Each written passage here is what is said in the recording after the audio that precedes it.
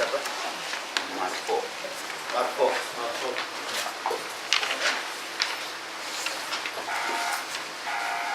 Sekarang maqtu ya.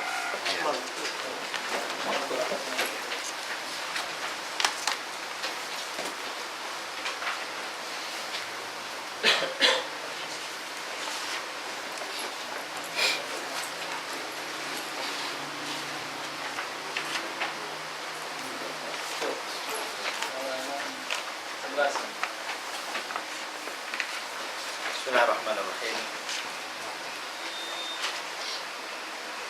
Innal hamdalillah nahmaduhu wa nasta'inuhu wa nastaghfiruh wa na'udzu billahi min shururi anfusina wa sayyiati a'malina. Man yahdihillahu fala mudilla lahu wa man yudlil fala hadiya lahu.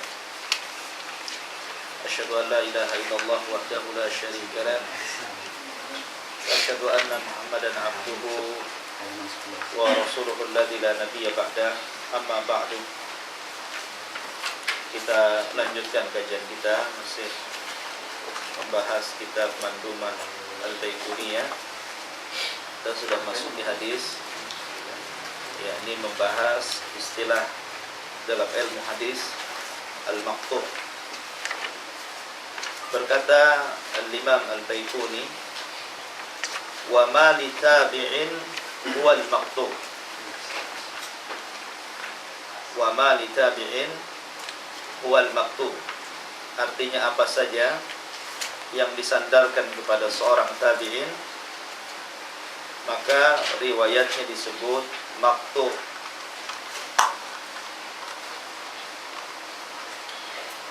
Dan maqtu itu diambil dari kata qata'a, lawan daripada wasala.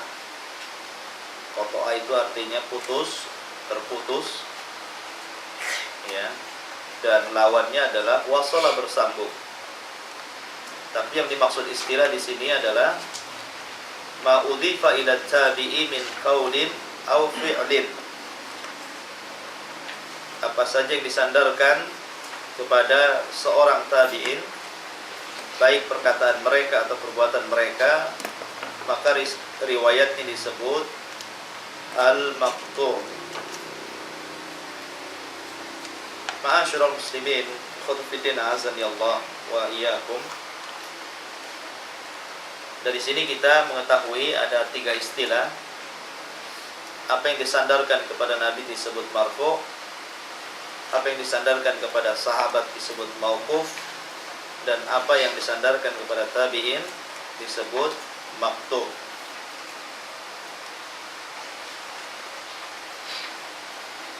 Dan tabi'in, ikhwatu fillah azanillahu wa iyyakum, adalah man laqiya as-sahabiyya mu'minan wa mata 'alal Islam. Jadi tabi'in, apa sih tabi'in itu? Siapakah tabi'in itu? Jadi tabi'in itu orang yang bertemu dengan sahabat Nabi Shallallahu Alaihi Wasallam, kemudian beriman dan meninggal di atas Islam. Dan ini ta'rif yang banyak diambil oleh mayoritas ulama atau jumhurul ulama. Jadi tabi'in orang yang bertemu dengan sahabat, kemudian beriman dan mati di atas Islam. Adapun sahabat, orang yang berjumpa dengan Nabi Shallallahu Alaihi Wasallam, mukminan, dia beriman dan mati di atas Islam. Nah, di sana ada muhadram. Muhadram itu orang yang menjumpai Nabi Shallallahu Alaihi Wasallam tapi tidak beriman, dan baru beriman setelah wafatnya Nabi Shallallahu Alaihi Wasallam. Jadi masa Nabi dia tidak beriman, kafir. Kemudian Nabi wafat, dia baru beriman, maka itu disebut muhadram. Ataupun dia beriman di masa Nabi tapi tidak berjumpa dengan Nabi. Seperti siapa? Raja Najasyi, ya, disebut muhadram. Ada yang mengatakan kibarut tabi'in. Tapi di sini yang kita akan bahas adalah hadis maqtu', apa yang disandarkan kepada tabi'in, yaitu orang yang berjumpa dengan Nabi berjumpa dengan sahabat tabi'in ini, beriman dengannya dan mati di atas Islam. Maka riwayat apa saja yang bersumber dari tabi'in, maka riwayat itu disebut maqtu'. Cuman di sini pengarang beliau secara tertib kurang rapi, ya. Mestinya setelah membahas hadis marfu itu mauquf dulu, kemudian maqtu. Nah, beliau habis membahas marfu, maqtu, kemudian mauqufnya diakhirkan. Secara tertib ini ngacak jadinya, ya. Fadhbidina azanillahu wa iyyakum. Salah satu, dan maqtu ini bisa berupa perkataan dan bisa berupa perbuatan.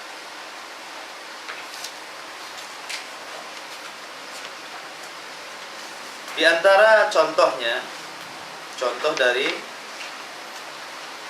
maqtu ini adalah sebagaimana yang tertera dalam Musannaf Abdul Razzaq, di mana beliau menyebutkan haddatsana Ma'mar Aniz Zuhri qala ra'aitu Sa'id bin al-Musayyab yajtabi yaumal jum'ati wal imamu yakhtub.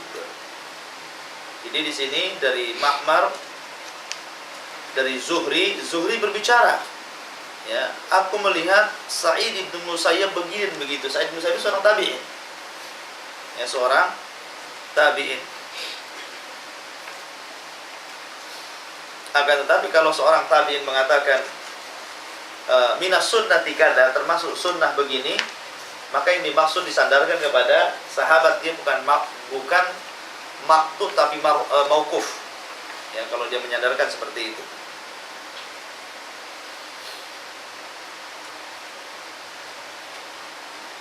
Di sana ada munqati, lain lagi, ya, ada hadis munqati, ada hadis maqtu, nanti ada pembahasannya. Kalau munqati itu hadis yang terputus sanadnya satu rawi atau lebih dengan cara tidak beruntun, itu munqati hadisnya. Tapi kalau maqtu itu bukan munqati. Jangan diartikan maqtu itu hadis terputus sanadnya, tidak. Dia tidak terputus sanadnya sampai kepada tabi'in, ya, sampai kepada tabi'in. Akan tapi yang terputus sanadnya itu disebut munqati, bukan maqtu. Nanti ada lagi istilahnya itu ketika kita membahas tentang hadis-hadis dhaif, hadis-hadis dhaif. Nah, di sini khotbidin azani Allah wa iyyakum tentang macam-macam maqtu. Kalau antum lihat pada halaman 14, aqsam maqtu. Jadi maqtu qauli, ada maqtu ucapan, seperti ucapan Al-Hasan Al-Basri, seorang tabi'in, ketika menghukumi sholat di belakang mubtadi ahli bid'ah. Apa beliau mengatakan? Sallu wa alaihi bid'atuhu, sholatlah di belakangnya dan dosa bid'ahnya untuk dia. Menunjukkan bahwa boleh ahli sunnah menetapkan sholat di belakang ahli bid'ah selama ahli bid'ah ini tidak mengantarkan bid'ahnya kepada kekafiran atau dia seorang penyuruh bid'ah. Kalau imamnya seorang penyuruh bid'ah, sebagian ulama mengatakan makruh sholat di belakangnya. Tapi kalau bid'ahnya dikonsumsi sendiri, tidak menyuruhkan orang lain untuk menyuruh berbuat bid'ah seperti bid'ahnya dia, maka nggak apa-apa kita sholat di belakang dan dosa bid'ahnya untuk dia. Itu perkataan Al-Hasan Al-Basri, seorang tabi'in. Nah, riwayat sallu alaihi bid'ah itu disebut maqtu namanya. Asar tabi'in.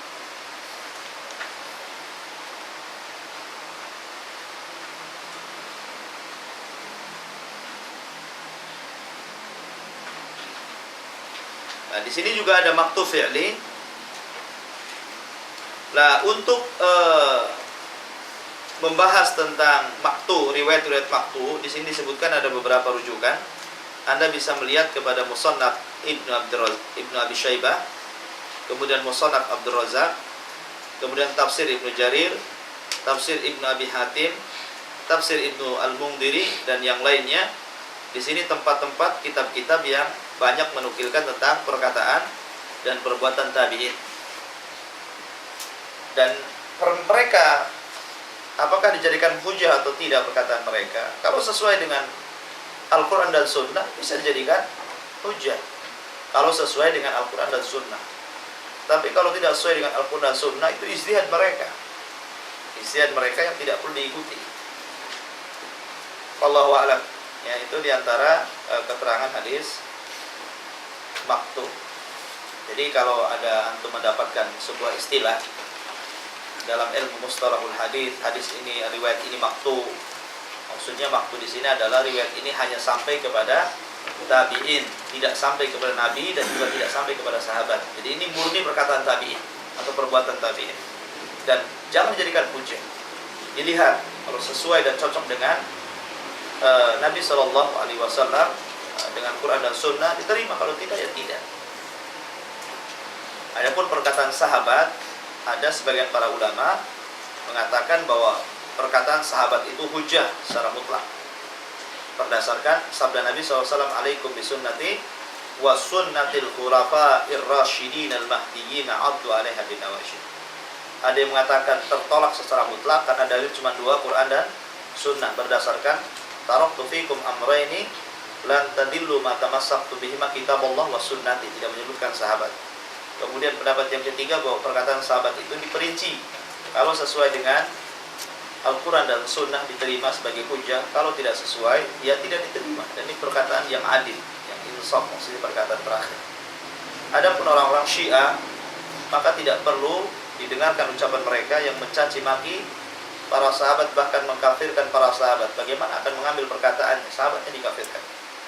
Ya, dan sebagian Khawarij juga mengkafirkan sebagian para sahabat yang seperti Ali bin Abi Thalib. Ya, mereka kafirkan Muawiyah, Amr bin As, dan banyak. Khawarij juga sama kurang lebih dengan Syiah. Cuma bedanya Syiah lebih banyak mengkafirkan para sahabat. Kalau Khawarij ini separuh daripada Syiah. Tapi sama-sama pencela sahabat mereka, baik Syiah ataupun Khawarij. Wallahu a'lam. Baik, kita lanjutkan. Masa kurban. Halaman berapa?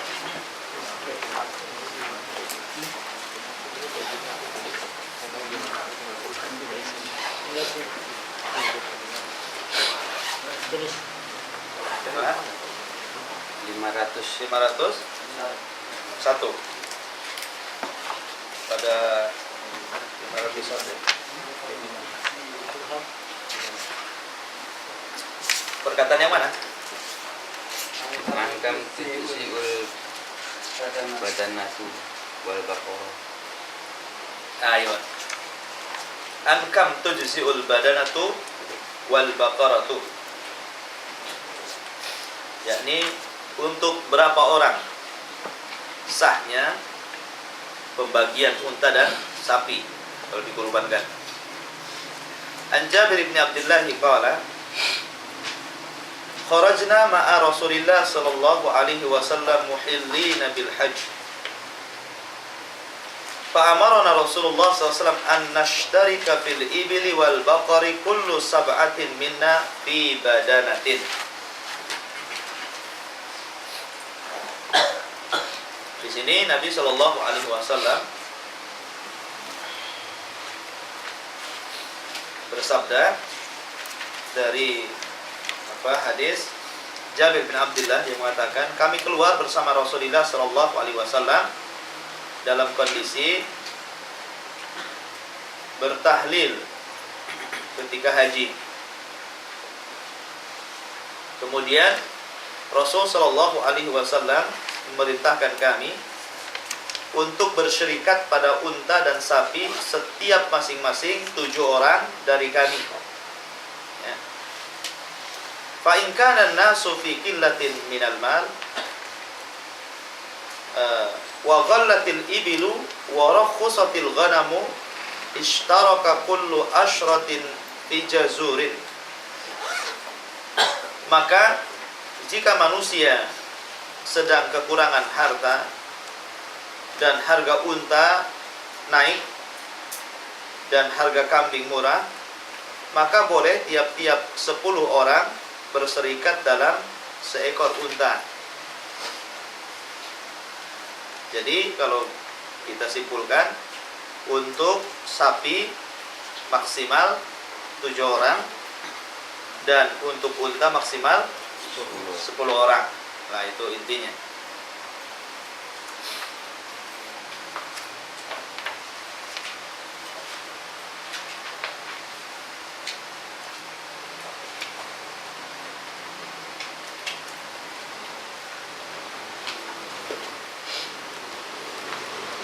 Di sini disebutkan ada masalah yang pertama,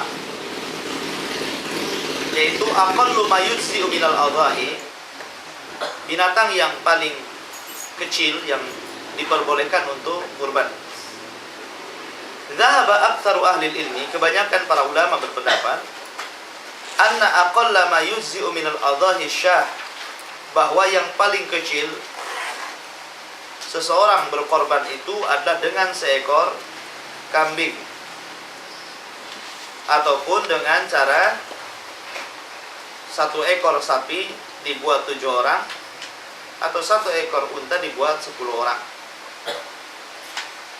Dan ini berdasarkan riwayat bahwa di zaman Nabi Shallallahu Alaihi Wasallam para sahabat berkorban dengan seekor kambing untuk dia dan diniatkan kepada keluarganya, untuk dia dan diniatkan kepada keluarganya. Ada sebagian para ulama, diantaranya ada Sa'id bin Musayyib, membolehkan sapi untuk 10 orang. Akan tetapi pendapat yang kuat sebagaimana yang disebutkan oleh pengarang tadi Al-Wajiz, bahwa sapi itu untuk 7 orang dan unta untuk 10 orang. Jadi pendapat Sa'id bin Musayyib membolehkan sapi untuk 10 orang. Tapi wallahu a'lam, pendapat yang kuat adalah sapi untuk 7 orang.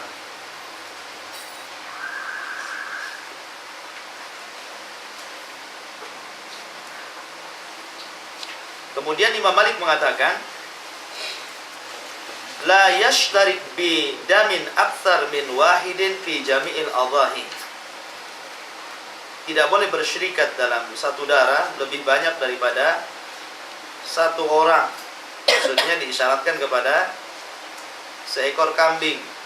Ya, jadi tidak boleh berserikat dalam seekor kambing lebih dari 1 orang. Patungan maksudnya, patungan beli kambing untuk dikorbankan. Jadi tidak boleh. Di kambing itu tuh 1 orang.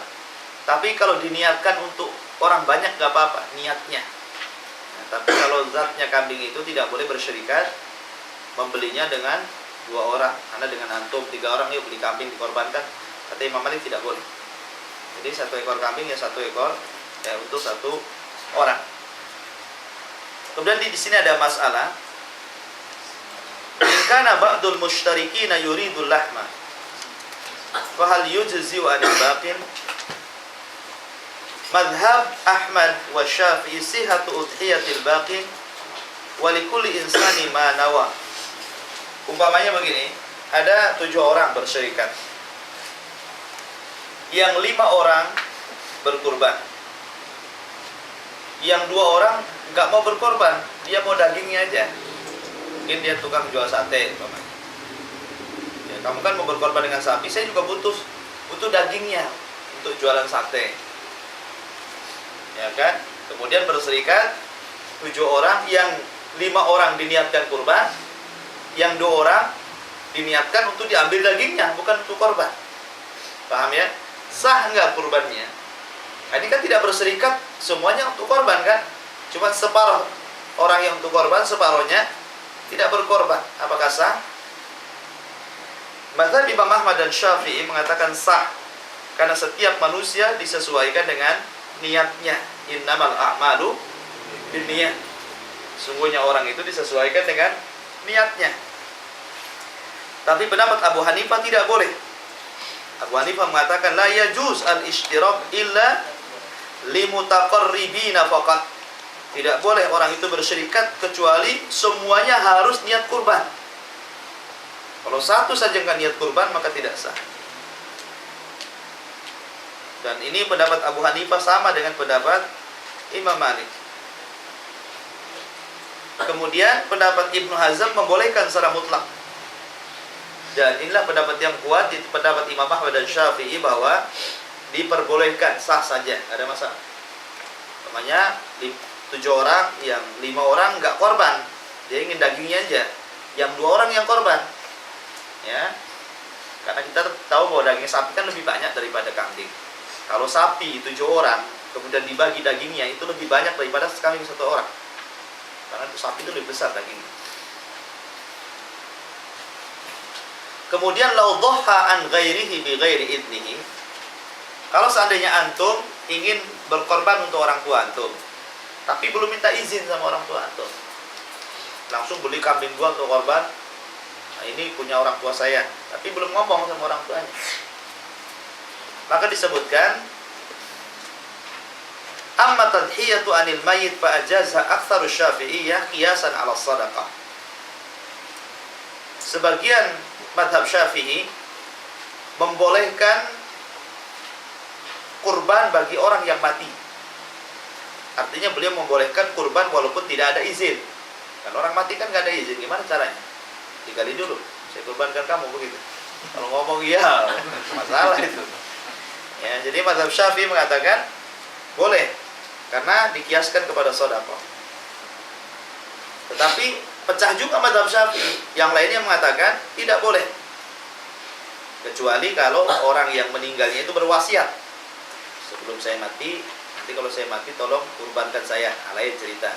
Berarti mengamalkan wasiat.